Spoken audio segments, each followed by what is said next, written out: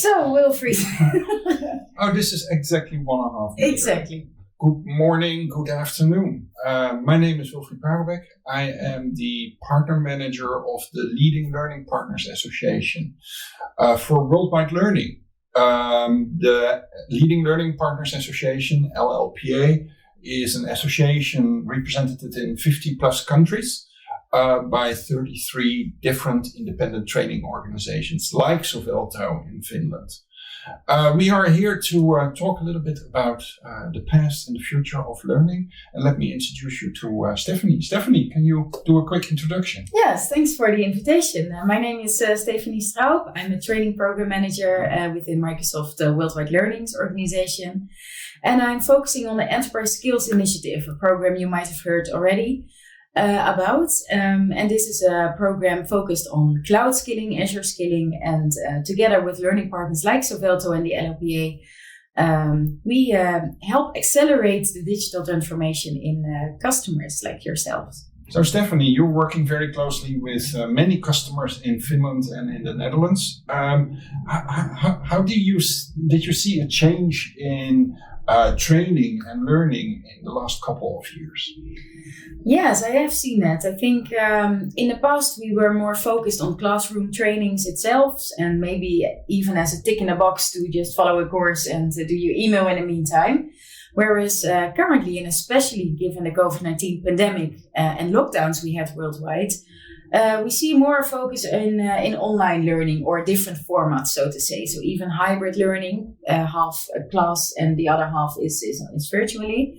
So I've seen that shift changing, but definitely since 2020, the COVID-19 situation, it has increased massively. Obviously, that we had to convert every training to virtual deliveries. Yeah, it was really exciting to see how the training organizations across the world, and especially the LLPA, did convert all their physical trainings within 24 hours or 48 hours after Europe went in lockdown. So kudos for all those training organizations in these challenging times. Yeah. But I think training has changed and learning has changed already before that significantly. And the move from on-premise software to cloud services enables a lot of organizations and companies like yourself to leverage new technologies.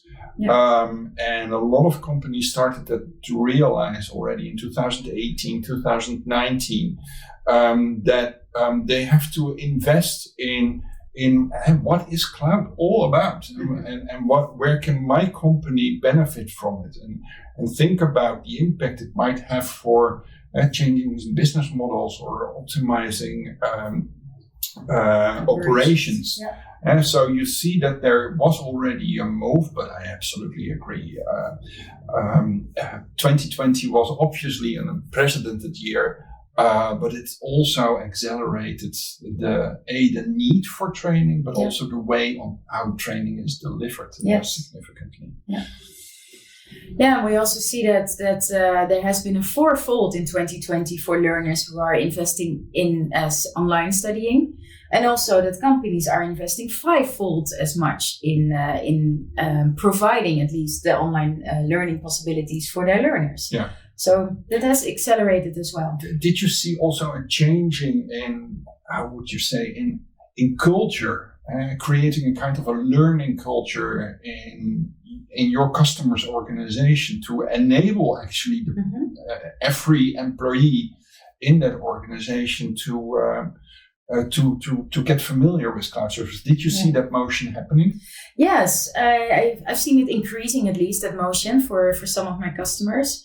There has been a change in culture, actually. That's definitely the key there, because to change the employees, that's all about people. So we've seen the culture shifts there, but also companies are really investing in that change. Actually, can be both on the people side, but also on the technology side, also on the mandatory learning side. So that differs per company, but I do see changes there. Yeah. I see it even within Microsoft when Satya Nadella became CEO in 2014.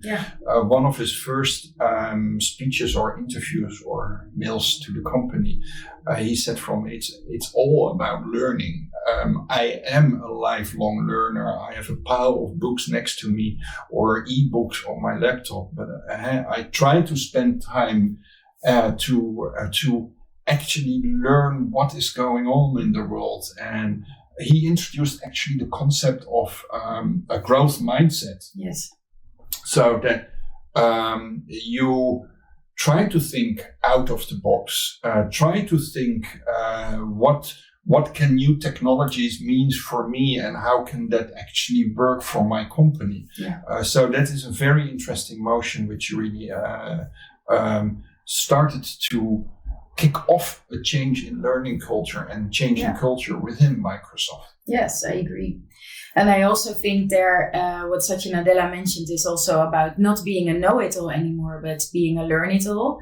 And that is also something I see in a shift of mindset also from employees and from learners in general, that we cannot know everything anymore at all times. There's such a vast of information to be found and to change. Whereas you need to you need to gain other skills also to innovate also and to have this growth mindset. Last year we had the opportunity to more or less block our agenda for 3 days, and I started to try to understand what can Power Platform mean for me in order to manage the LLPA better. And therefore I needed to become more technical as well. So the growth mindset or the need for training and learning, I think, is not only for the IT professional who can become a change agent for the company, but even when you're in sales or in marketing or business development or partner management, take the time to understand what can the new technologies like AI, like IoT, like Power Platform mean for me and help me to be more successful in my role or even personal. Yeah, exactly. And there you touch upon a great point. Also, what future skills are more needed. For example, the World Economic Forum has their job reports from 2020, and they changed also because of the COVID-19 situation. But they mentioned that critical skills are needed, like critical thinking, but also problem solving, which are there for already a couple of years. But because of 2020, what happened here, there are also new skills needed, like flexibility and resilience and stress tolerance even, right? We all have noticed that this year. So all of those skills are also needed. It's more about self-management, actually. How can you be flexible? How can you continuously learn? How can you handle a pandemic or a lockdown or studying from home or online? So all of those skills in terms of self-management, I would say that those are critical also for the coming years. Yeah, and over Christmas time, I had a few days off and I was thinking about it from what is the best recommendation for an organization on training and learning. And I think starting with creating a learning culture in the organization is maybe even the first step. Definitely. To enable the lifelong learning concept. And don't see training as a cost or time spent for training as lost time. No, it's actually an investment for your organization to grow and to benefit for digital transformation. And as the slogan of this event is actually, digital transformation is all about people. Think about it. How can I, as a CEO or a marketing director or a sales director, enable my employees and my team to invest in skills to benefit from AI?